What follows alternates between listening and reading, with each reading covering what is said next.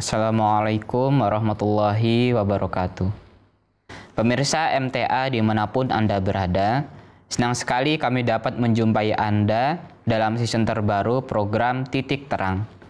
Ini adalah program yang akan membahas, mengupas, serta menelaah salah satu karya monumental dari Hazrat Khalifatul Masih keempat, Hazrat Mirza Tahir Ahmad rahmatullah alaih, yakni buku Christianity, A Journey from Facts to Fiction. Di dalam bukunya, Huzur rahmatullah alaih menilik doktrin ajaran Kristen yang telah melalui proses sejarah panjang selama 2000 tahun dari sudut pandang logika dan ilmiah. Perlu kami sampaikan bahwa program ini tidak bermaksud untuk merendahkan orang-orang Kristen ataupun pribadi Yesus Kristus. Sebagai Muslim, merupakan suatu unsur mendasar dalam keimanan kami untuk mengimani kebenaran Yesus Kristus, menerima beliau sebagai seorang Rasul Allah yang istimewa dan terhormat. Namun, ketika kebenaran menuntut titik terang dalam menemukan kejujuran terhadap logika, pikiran sehat, dan pemahaman manusia, maka kita tidak dapat mengelak untuk tidak meninjau kembali pandangannya terhadap ajaran Kristen. Program ini tidak bermaksud menimbulkan suatu jurang pemisah antara orang-orang Kristen dengan Kristus. Sebaliknya, program ini diharapkan menjadi titik terang bagi semua orang untuk lebih dekat kepada kenyataan diri Yesus Kristus dan menjauh dari mitos atau dongeng khayalan yang telah diciptakan di seputar beliau.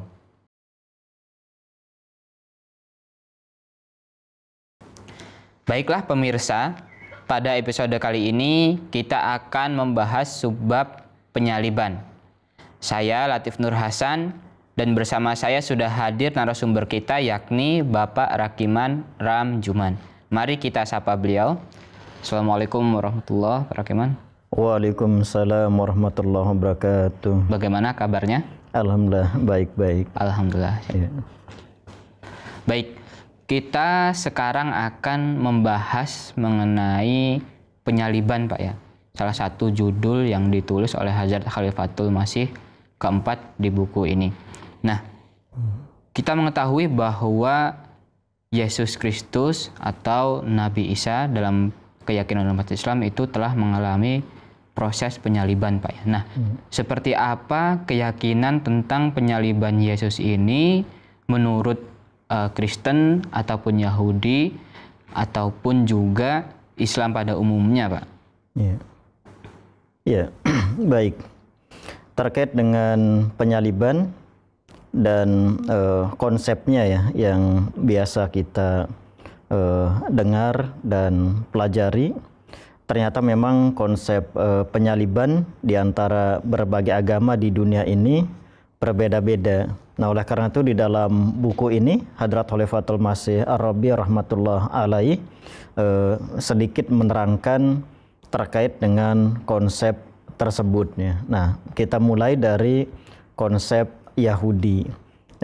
Yahudi memiliki konsep penyaliban, begitu juga Romawi.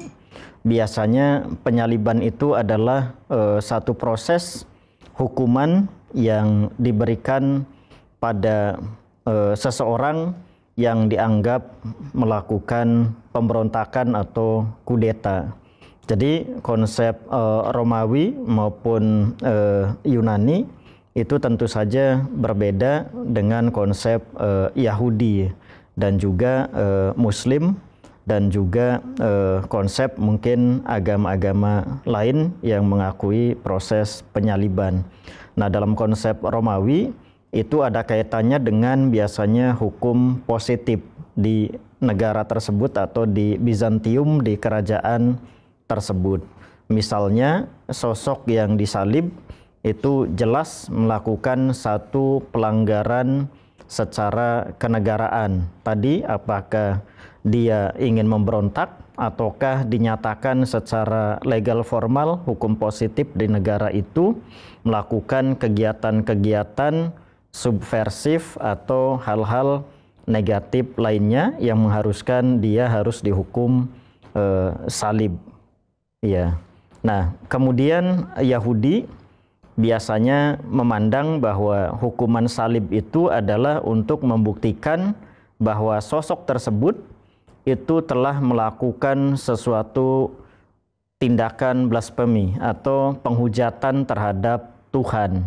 Biasanya dicirikan dengan mengklaim atau mendakwakan diri sebagai utusan Tuhan atau mengklaim hal-hal yang berbau teologia atau ada kaitannya dengan ketuhanan. Nah, oleh karena itu jelaslah bahwa kaum Yahudi mengapa mereka berhasrat sekali ingin menyalibkan Yesus dan ingin supaya Yesus wafat atau tewas di tiang salib. Itu tujuannya adalah supaya tergenapi konsep penyaliban versi mereka Yahudi ini, yaitu untuk membuktikan bahwa Yesus adalah seorang nauzubillah yang tidak berasal dari Tuhan, yaitu seorang nabi palsu atau manusia terkutuk. Karena di dalam Perjanjian Lama banyak sekali nats-nats yang menyebutkan seperti itu. Nah, kemudian kita ingat bahwa kekristenan juga memiliki konsep terkait dengan penyaliban. Nah, penyaliban menurut konsep kekristenan dengan berbagai sekte dan denominasinya tersebut menyatakan bahwa memang benar Yesus disalib, bahkan sampai mati di tiang salib, kemudian setelah 3 hari bangkit kembali, dan ini menunjukkan menurut mereka bahwa Yesus ini adalah Tuhan atau sosok yang memang berasal dari Tuhan. Nah, kemudian konsep lainnya adalah konsep yang diyakini oleh kalangan Muslim pada umumnya, yang mereka percaya bahwa Yesus sama sekali tidak disalib atau tidak dinaikkan ke tiang salib, tetapi Tuhan mengangkat beliau ke langit. Nah, itu. Nah, kemudian yang berikutnya adalah pemahaman dari kita Muslim Ahmadi seperti yang disampaikan oleh Khalifah yang keempat rahmatullah alaih, bahwa konsep Muslim Ahmadi ini lebih logik lagi. Artinya bahwa meskipun Yesus dinaikkan ke tiang salib, tetapi Yesus pada saat itu tidak wafat, kemudian hanya pingsan, dan setelah beberapa hari melalui saat-saat yang menyedihkan, tetapi dengan bantuan murid beliau yaitu Nikodemus, seorang tabib yang terkenal pada masanya, yang juga murid beliau, memberikan pengobatan dengan marhame Isa atau balsam Isa yang kita kenal sekarang, sebutannya seperti itu. Kemudian Yesus ini siuman, pulih, dan melakukan pengembaraan. Nah, poinnya di sini adalah menurut Hadrat Khalifatul Masih Ar-Rabi rahmatullah alaih, bahwa penyaliban ini adalah rencana, atau dalam bahasa lainnya adalah makar ya. Tapi alat yang dipakainya itu adalah salib. Nah, ini diilustrasikan oleh beliau juga di dalam buku tersebut bahwa boleh saja alat untuk membunuh sosok itu diganti dengan alat yang lain, bukan hanya salib, tetapi intinya adalah bahwa apabila sosok tersebut benar-benar wafat atau tewas akibat alat tersebut, itu artinya tujuan mereka telah tercapai. Tetapi kalau tidak terjadi demikian, artinya sosok itu selamat. Nah, di sini letaknya adalah bahwa sosok itu tidak seperti yang mereka tuduh atau yang mereka duga. Nah, oleh karena itu kita juga kemudian memahami bahwa mengapa orang-orang Yahudi dengan berbagai cara kemudian mengemas peristiwa ini atau makar ini dengan melibatkan peran dari pemerintah Romawi misalkan. Secara hukum positif, Yesus dituduh ingin melakukan subversi, mengklaim sebagai kaisar, artinya ingin melakukan pemberontakan terhadap pemerintah pada masa itu. Di pihak yang lain bahwa Yesus juga dituduh telah menghujat Tuhan. Nah, ini titik poinnya di sini bahwa proses penyaliban di antara agama-agama ini atau pemahaman itu berbeda-beda ya. Nah, dalam kaitan dengan logika-logika yang terjadi pada proses penyaliban, baik itu sebelumnya maupun sesudahnya, Hadrat Khalifatul Masih Ar-Rabi rahmatullah alaih kemudian menyinggung beberapa hal yang itu kaitannya dengan logika. Yang pertama adalah apabila sosok tersebut yang disalib tersebut selamat, apakah sosok itu memiliki kekebalan tertentu? Maksudnya apakah tidak akan disalib lagi? Nah, di sini kita mengetahui jelas bahwa memang ketika Yesus selamat dari peristiwa penyaliban, hukum tidak berpihak kepadanya. Karena kalau diketahui bahwa Yesus setelah disalib itu pun masih hidup, pasti akan dicari dan dikejar-kejar lagi oleh pihak-pihak tertentu untuk disalib kembali sampai mati. Nah, ini artinya adalah posisi Yesus walaupun pada saat itu selamat, tetap masih darurat atau mengkhawatirkan. Sehingga logikanya adalah seseorang yang telah selamat dari proses penyaliban tentu saja akan menyembunyikan diri atau tidak ingin diketahui bahwa dia telah selamat. Karena konsekuensi logisnya adalah kalau diketahui selamat maka akan ditangkap kembali dan akan disalib kembali sampai betul-betul tewas atau meninggal. Nah, logika yang kedua adalah kenapa Yesus juga harus menyembunyikan dirinya bahwa telah selamat dari peristiwa penyaliban. Tadi yang pertama seperti itu, yang kedua adalah karena ada misi yang lain.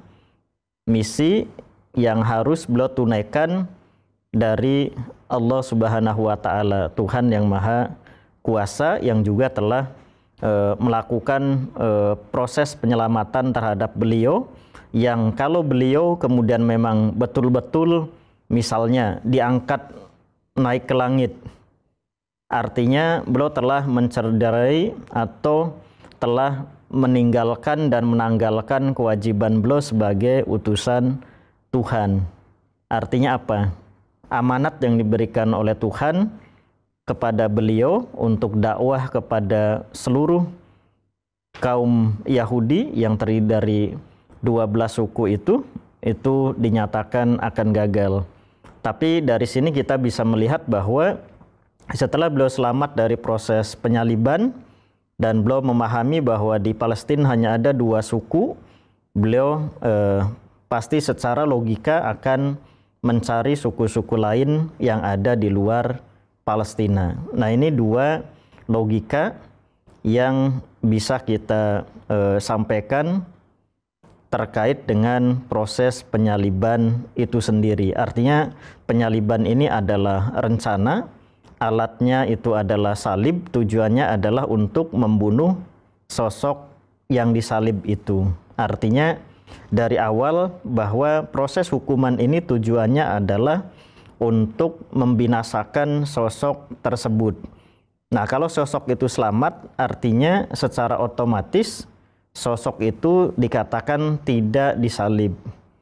Tapi bukan artinya tidak betul-betul dinaikkan ke tiang salib, melainkan memang betul dinaikkan ke tiang salib atau tiang pancang, stauros kalau menurut pendapat lain, tapi memang tidak meninggal atau tidak tewas di atas tiang salib.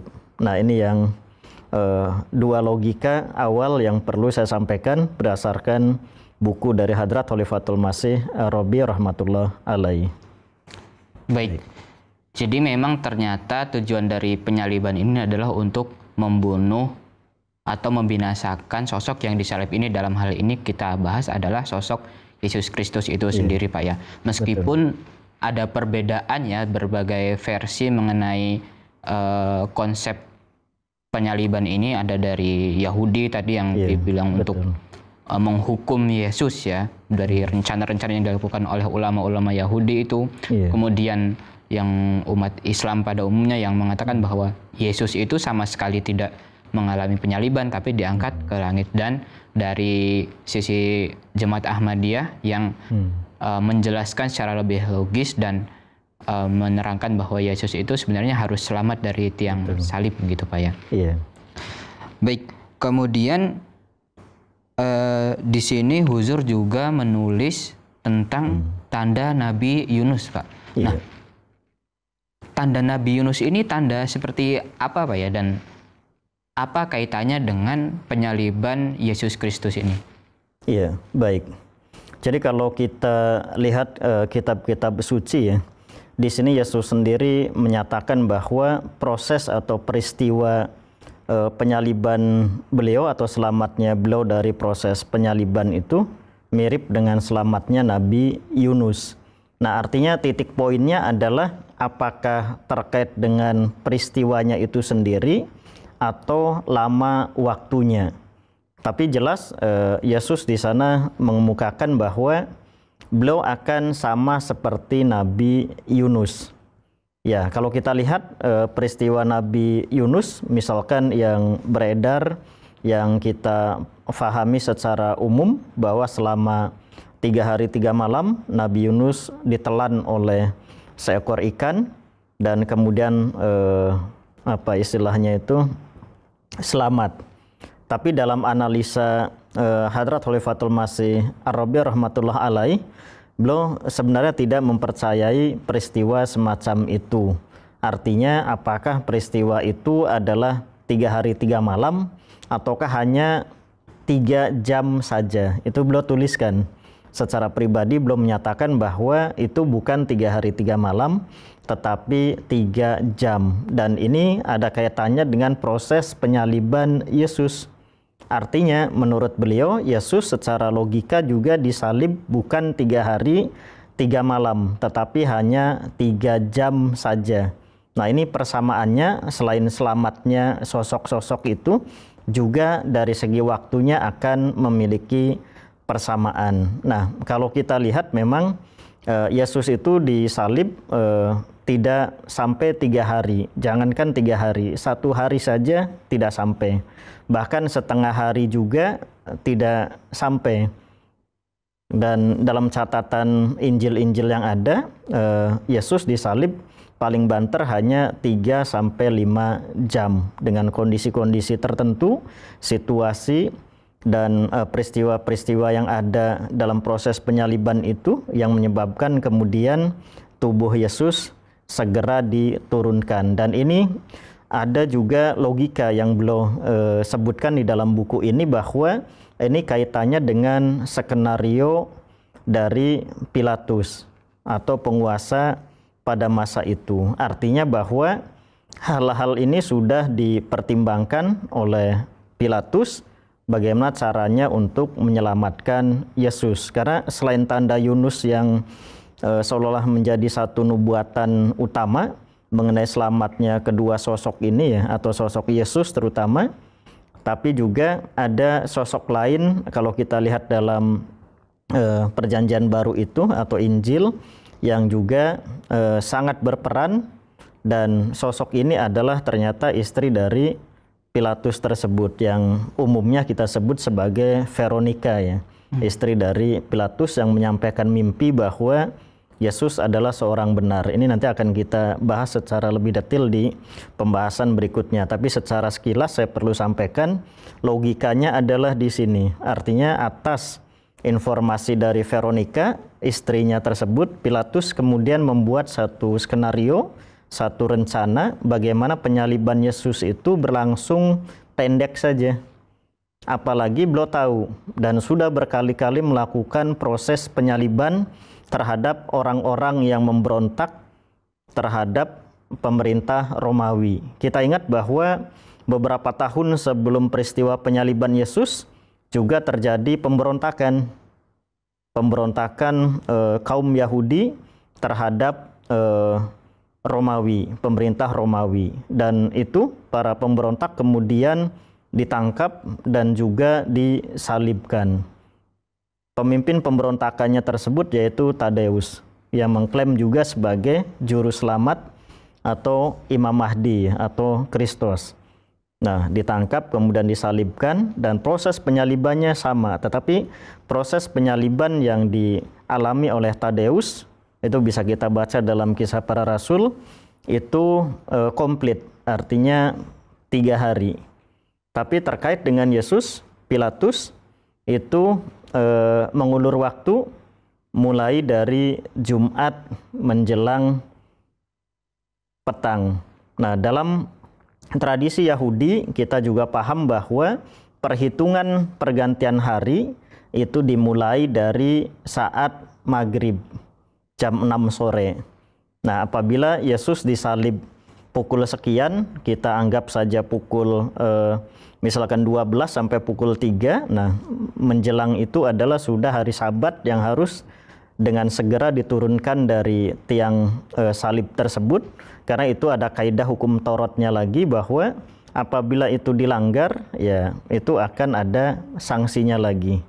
Nah, seperti itu. Makanya sosok yang disalib itu harus segera diturunkan walaupun belum sampai pada waktu maghrib atau pukul 6 sore. Intinya adalah secara logikanya hanya beberapa jam saja, mungkin 3 jam sampai 5 jam Yesus di atas tiang salib. Nah, ini yang berikutnya mendukung bahwa Yesus memang tidak sampai 3 hari 3 malam. Tetapi kita juga sebagai wawasan tambahan perlu sampaikan, di dunia kekristenan saat ini ada 2 teori yang menyebutkan seperti itu, bahwa secara matematik mereka menginginkan bahwa proses penyaliban itu adalah 3 hari 3 malam. Kalau dalam perhitungan matematik umumnya 24 kali 3, 72 jam. Itu bisa dibayangkan. Tapi dalam faktanya penyaliban itu hanya maksimalnya 5 jam saja atau bahkan 3 jam. Nah, itu. Nah, oleh karena itu secara logika itu sangat jauh dari Yesus bisa wafat dengan memperhatikan berbagai faktor yang mendukungnya. Nah, pastilah di sini juga logikanya Pilatus sebagai seorang administratur, sebagai seorang pemimpin pemerintahan pada masa itu yang biasa menyalib orang-orang yang melakukan pemberontakan seperti beberapa tahun sebelumnya Tadeus dan anak buahnya, itu memahami hal itu dengan baik.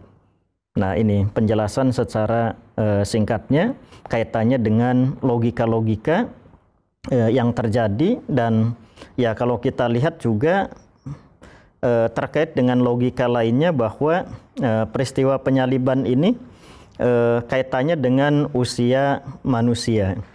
Kalau kita lihat Yesus ketika disalib diperkirakan usianya 33 tahun.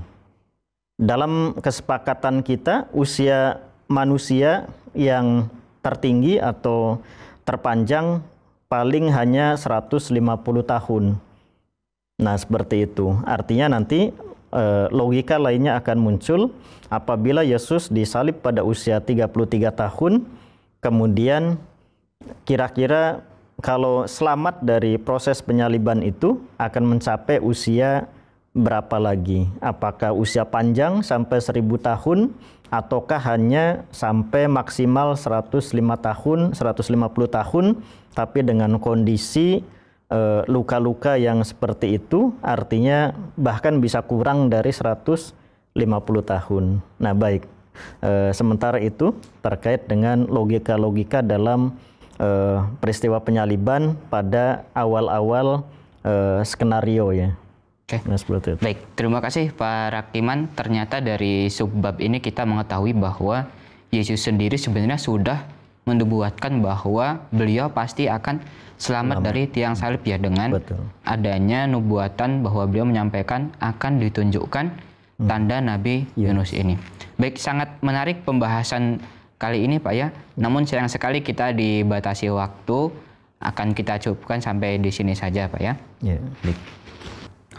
Pemirsa MTA dimanapun Anda berada, alhamdulillah demikianlah pembahasan kita pada episode kali ini terkait dengan subbab penyaliban. Insya Allah kita akan masih melanjutkan pembahasan tentang penyaliban di episode berikutnya. Semoga bisa menjadi titik terang dan khazanah ilmu serta iman bagi kita semua. Amin. Insya Allah kita akan bertemu lagi di program Titik Terang episode berikutnya. Kami pun ingin mengajak Anda untuk senantiasa menyaksikan program-program menarik MTA lainnya, terutama khutbah Jumat Hazrat Khalifatul Masih Al-Khamis Ayadahullahu Ta'ala Binasril Aziz hanya di MTA Indonesia. Jazakumullah atas perhatian dan kebersamaan Anda. Saya Latif Nur Hasan beserta kru MTA yang bertugas mohon undur diri. Wassalamualaikum warahmatullahi wabarakatuh.